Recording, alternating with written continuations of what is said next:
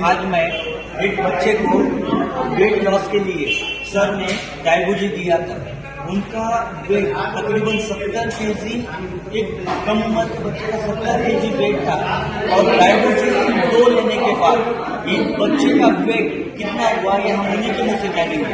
बच्चे तुम्हाला संघर्ष कोणत्या गावाचे तुम्ही? हातगावचे संघर्ष म्हणून मुलगा आहे। यांनी 2 बॉटल, इन्होंने 2 बॉटल लिया और 2 बॉटल में पहले कितना वेट था आपका?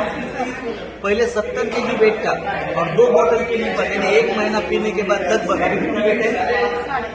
60 केजी वेट है, यानी 10 केजी वेट क्या हुआ है यहाँ से लॉस हुआ है।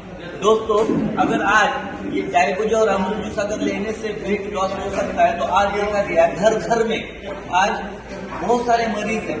यहाँ से वेट लॉस के प्रॉब्लम है, कैंसर के मरीज हैं। तो यहाँ से अगर ये यूज अगर हम लोग करेंगे तो आप लोगों के भी घर में ऐसी प्रॉब्लम 100% खत्म कर सकते हैं।